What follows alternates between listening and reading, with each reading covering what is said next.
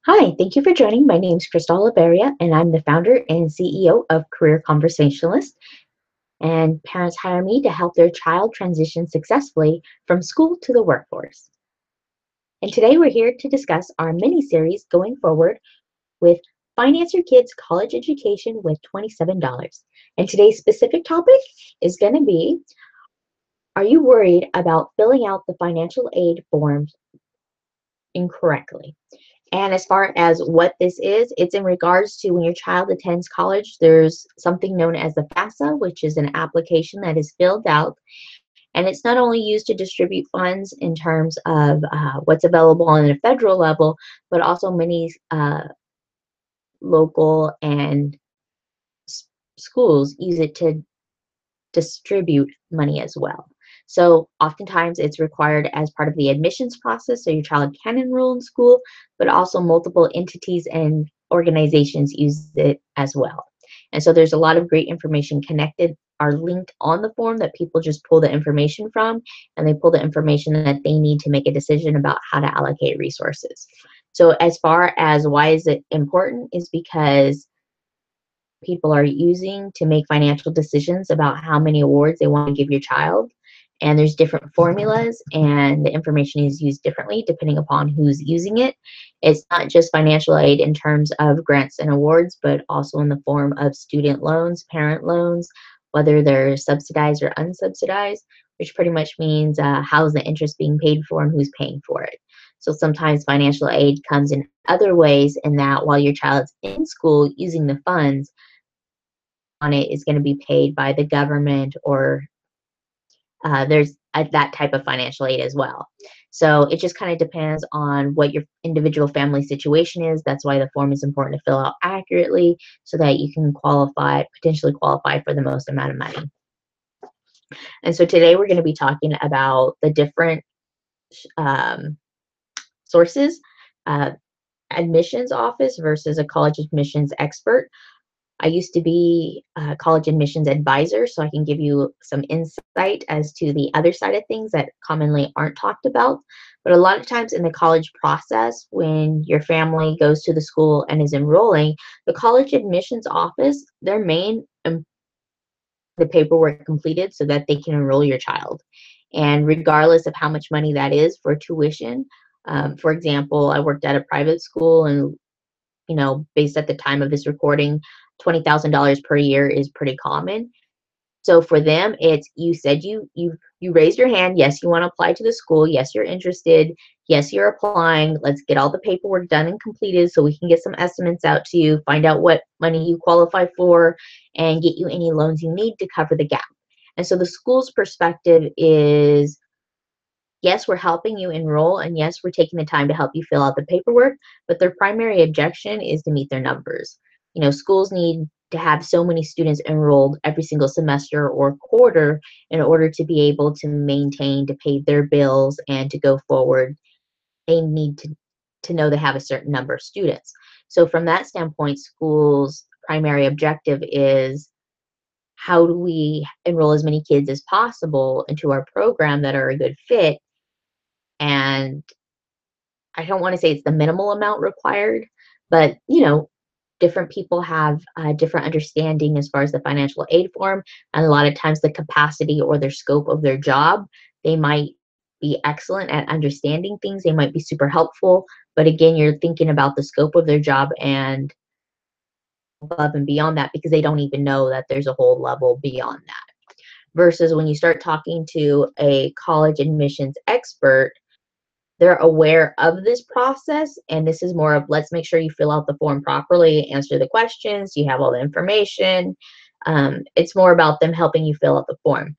Versus down here, college admissions expert is more of a strategist, and they understand the whole process. They understand the financial aid formulas. They understand how you can affect that formula and how you can move things around. And so that's why you want to talk to an expert in advance. The sooner you start planning, the better, because the more options you're going to have. And that's what they do. They sit down, they tell you, okay, this is how the system works. I'm going to ask you some questions so that we can better understand how we can change this formula to see what's going to work for you. And then I'll present you with some options. It's really the major difference between them. That's why a college admissions expert is going to get you a lot more results than an admissions office. Again, the people have different focuses. One is you're at the point where you're ready to enroll. What do we need to do so you can get this process started?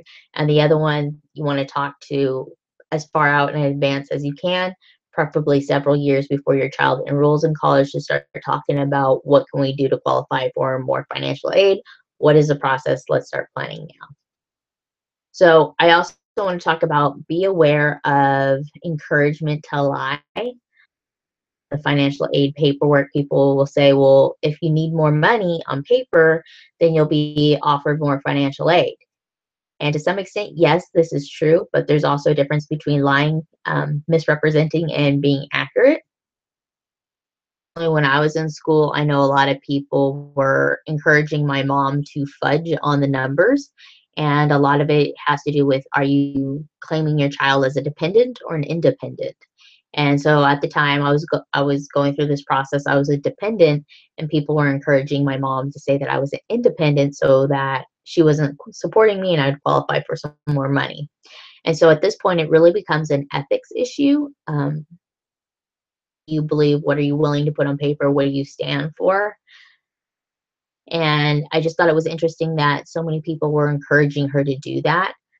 For me, it was a concern more from like a pulse on how society is and what society expects and thinks and what they think they can get away with.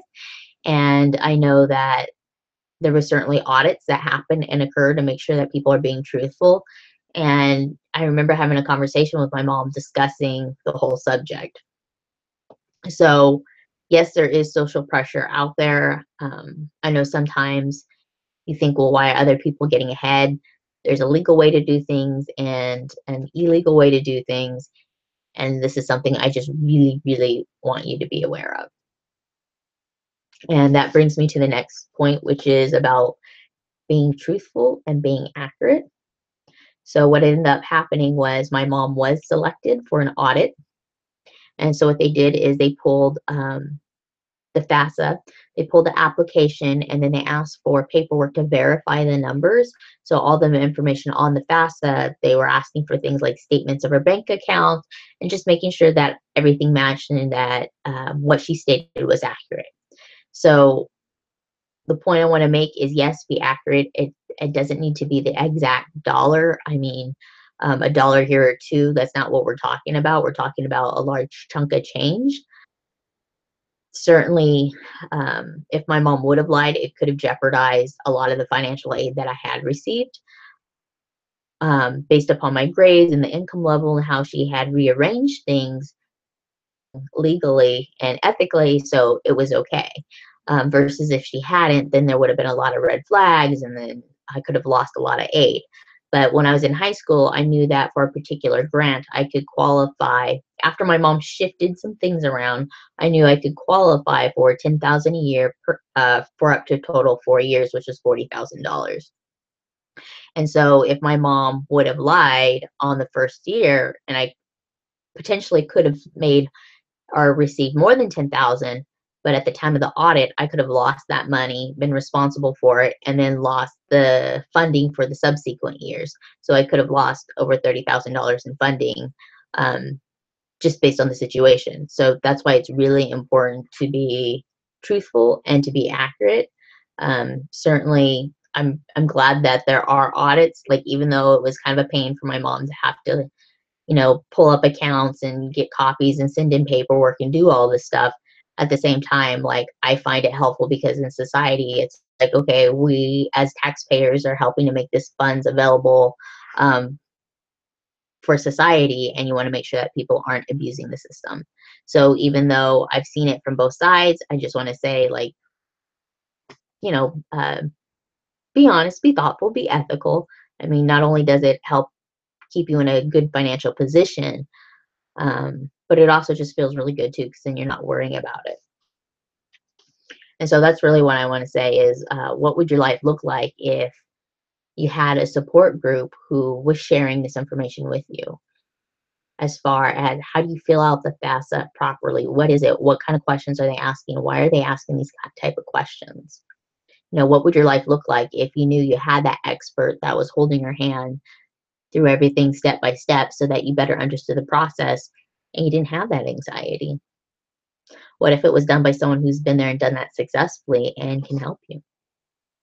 Would that make your life easier? I hope so. And that's why I want to talk about and share with you my invitation to you, which is for a 30-day challenge that is to help you understand the financial aid process. It's also designed to help your child qualify for more money via grants and scholarships. And so it was designed specifically because a parent said, I'm busy and I don't have a lot of time. How can you help my family? It's designed that it's 10 minutes a day for your child through 1,000 plus scholarships.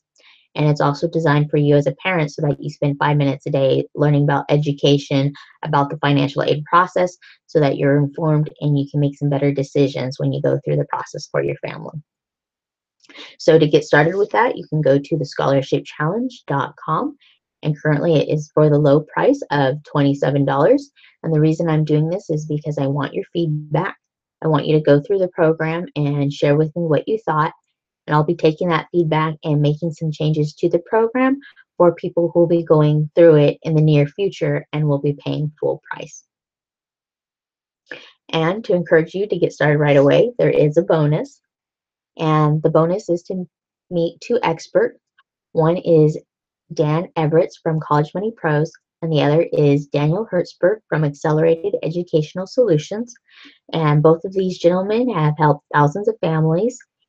And it's interesting because with Dan for College Money Pro, even though he works with families of all income levels, I think it's interesting that there's a lot of middle class families that think they don't qualify for financial aid because they're college educated, they're working class, they understand the value of a college education and they're willing to invest in it, but they also might have some struggles and be upset because they feel like the middle class is being left out, and perhaps that's why the middle class is shrinking.